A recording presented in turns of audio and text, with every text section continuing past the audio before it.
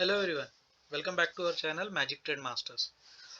ये वीकेंड पे हम वैसे तो 5 स्टॉक्स का टेक्निकल पिक एनालिसिस देने वाले थे, जिसमें 4 हम दे चुके हैं। जिसमें एक था TV18 broadcast limited, camps, Lakshmi chemicals and graphite India. ठीक है। एक फिफ्थ था हमारा जो अभी तक पेंडिंग था, जो है 3i infotech limited. Small micro cap stock है, आप इसे पेनी स्टॉक भी बोल सकते हो। अच्छा, अगर आप देखोगे 45 रुपीज़ का उसका प्राइस चल रहा है तो पेनी कैसे हुआ? नहीं। सो पेनी स्टॉक का डेफिनेशन आपको समझना पड़ेगा। 10 रुपये से नीचे है, 20 रुपये से नीचे है, मतलब पेनी स्टॉक है, ऐसा नहीं होता।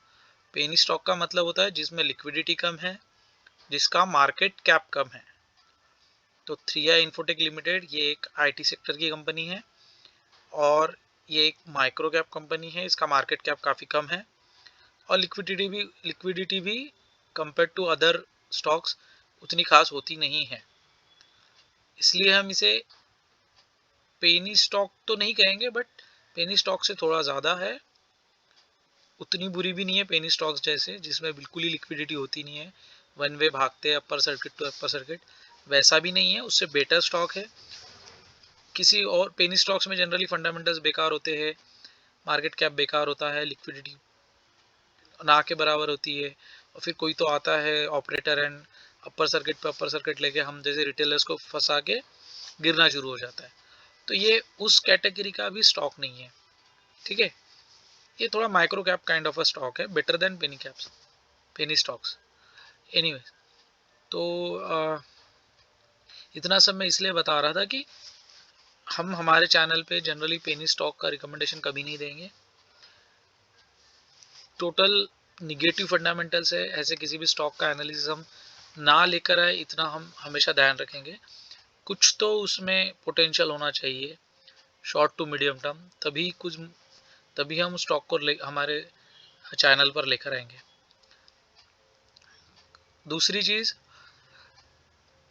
इससे पहले कि आप इस एनालिसिस को देख के कोई भी डिसीजन लो इन्वेस्टमेंट का, आपको ये ध्यान में रखना पड़ेगा, क्योंकि ये एक माइक्रो कैप कंपनी है। लिक्विडिटी इसमें आपको लार्ज कैप या मिड कैप जैसे तो मिलेगी नहीं। तो इसमें अगर आप इन्वेस्ट करना भी चाहते हो तो 45 रुपीज़ देख के बहुत बड़ा इन्वेस्टमेंट डाल दो, ऐसा मत करना। जो भी आपका रिस्क प्रोफाइल है उसको सोच समझ के थोड़े कम अमाउंट में ही इसमें इन्वेस्ट करना। फॉर एग्जांपल, अगर आप रिलायंस के 50,000 रुपये के शेयर लेना चाहते हो तो इसमें आप 10 या 12,000 से ज़्यादा मत लो। ठीक है। चलो स्टार्ट करते हैं इस स्टॉक का एनालिसिस। सबसे पहले हम मंथली चार्ट देख लेंगे। अभी एक चीज़ आपको समझनी पड़ेगी, ये वैसे तो ये बहुत पुराना स्टॉक है, बीच में इसे डीलिस्ट कर दिया गया था और फिर थोड़ा बुक वैल्यू को बढ़ा के इसको वापस रिलिस्ट किया गया अक्टूबर 2021 में। ठीक है। अभी फिर से अगर हम फ्रॉम लास्ट लिस्टिंग या जो रीलिस्टिंग हुआ था उसके बाद से अगर हम ड्यूरेशन देखें तो अभी हम लोग दिसंबर 2023, मतलब ऑलमोस्ट 2 साल हो चुके हैं। लेकिन अगर हमने जैसे बाकी स्टॉक्स में भी देखे, फॉर एग्जांपल कैम्स या लक्ष्मी कैम में, तो हमें पता है कि उसमें हमें 50 EMA की लाइन नहीं मिली मंथली चार्ट पे, ऑब्वियसली क्योंकि 50 महीने हुए ही नहीं उस स्टॉक को मार्केट में रह के। तो हमारे पास उतनी कैंडल्स ही नहीं है कि हमारे पास 50 EMA की कोई लाइन बने। सो इसमें हम क्या देखेंगे? इसमें हम देखेंगे मैजिक ट्रेंड का हमारा मेजर सुपर ट्रेंड सबसे पहले पॉजिटिव चाहिए, और एक मैजिक टर्न में हमें यू टर्न मिलना चाहिए ऑन मंथली चार्ट। सो वो एक हमारे लिए बुलिश डायरेक्शन का इंडिकेशन होता है। दूसरा, हम देखने की कोशिश करते हैं कि क्या हमारा RSI 50 से ज़्यादा है। तो अगर आप देखो यहाँ 50 के ऊपर आया है यहाँ पे, उसके बाद तो 50 के ऊपर ही है। ठीक है। तो ये दो चीज़ हमारे फेवर में है। इसके अलावा हम क्या देखते हैं, फिर हम वीकली चार्ट पे देखते हैं।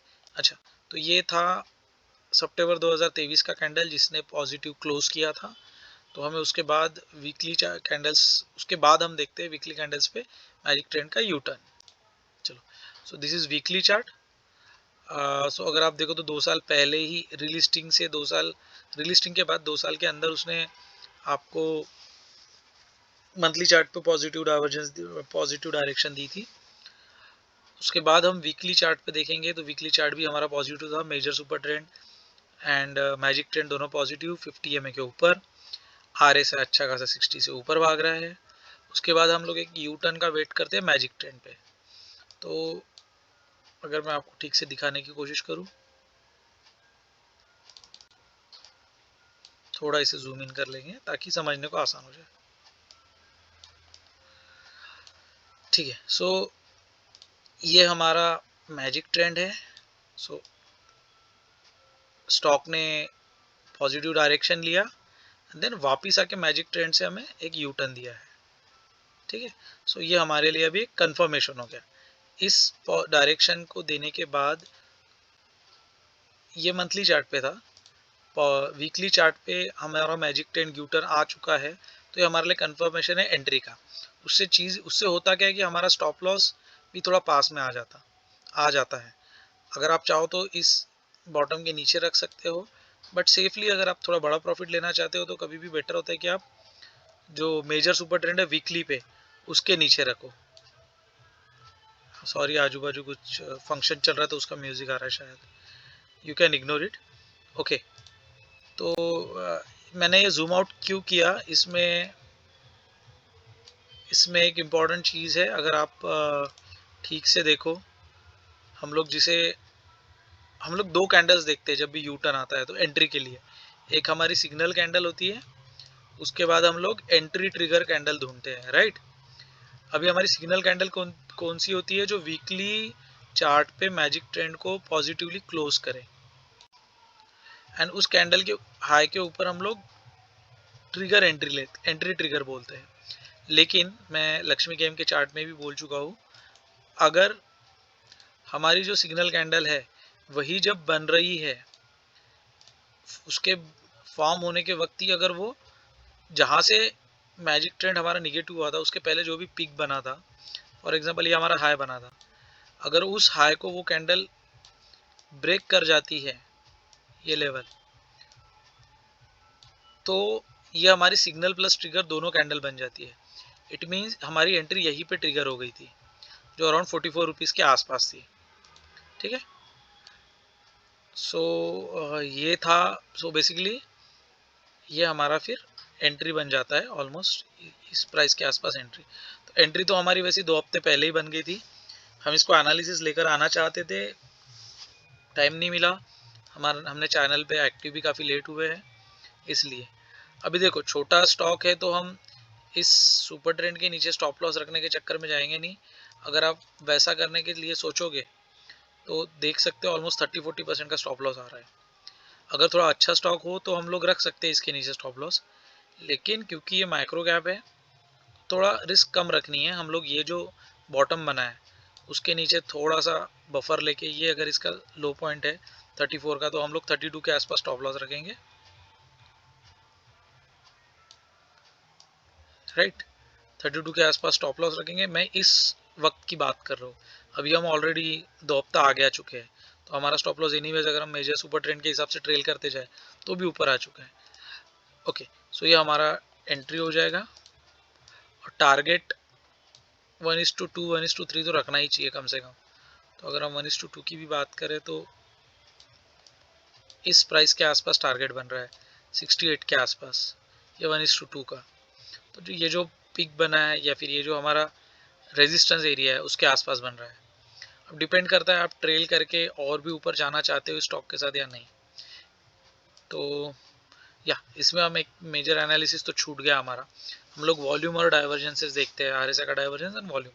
तो आप देख सकते हो वॉल्यूम तो क्लियरली यहाँ सब ठंडा था, यहाँ से वॉल्यूम बढ़ रहा है, यहाँ से आपको दिख रहा है कि वॉल्यूम बढ़ रहा है कंपेयर टू इन एरियाज। देखो आप देख सकते हो यहाँ से वॉल्यूम धीरे धीरे बढ़ रहे हैं कंपेयर टू ये एरियाज। ठीक है, तो ये कैंडल जो हमारी एंट्री प्लस सिग्नल कैंडल थी, ट्रिगर कैंडल, तो वो उसमें भी वॉल्यूम अच्छा खासा है। मतलब हम यहाँ पे सोच सकते हैं कि अच्छा खासा कंसोलिडेशन या अच्छा खासा एक्यूमुलेशन हुआ है, सपोर्ट जोन बना है, तो वॉल्यूम हमारे लिए पॉजिटिव है। उसके बाद हम लोग देखते हैं आरएसआई डाइवर्जेंसेस वीकली पे फिर से। तो ये वीकली में हमें क्लासिकल डाइवर्जेंस तो कोई खास दिख नहीं रहा है। अगर मैं ढूंढने की कोशिश करूँ अगर हम यहाँ से ये भी पकड़ते हैं तो डाइवर्जेंस तो नहीं है वीकली में हमें क्लासिकल, लेकिन अनक्लासिकल ज़रूर है। ये अगर हम ऐसे पकड़ते हैं, अगर हम इसके करस्पॉन्डिंग RSI के पिक देखें तो हमारा RSI अनक्लासिकल वे में, अनक्लासिकल RSI हमारा माफ़ करना, RSI हमारा अनक्लासिकल पॉजिटिव डाइवर्जेंस दे रहा है, तो हम इसमें एंट्री कर सकते हैं। फाइन। फिर से ये एक माइक्रो कैप स्टॉक है, तो इसमें आपका एक्सपोजर जो है या अमाउंट जो है वो कंपेयर टू लार्ज कैप या क्वालिटी मिड कैप्स के कंपैरिजन में आपको अगर 25 to 30% के आसपास ही लगाना है। जैसे फिर से मैं एग्जांपल दे रहा हूँ कि अगर आप किसी अच्छे क्वालिटी स्टॉक में, जैसे हमने ग्राफाइट बोला था, कैम्स बोला था, उनमें अगर आप 10,000 लगाने की बात करते हो तो इसमें आपको 2-3 हज़ार 4 हज़ार उससे ज़्यादा नहीं लगाना है।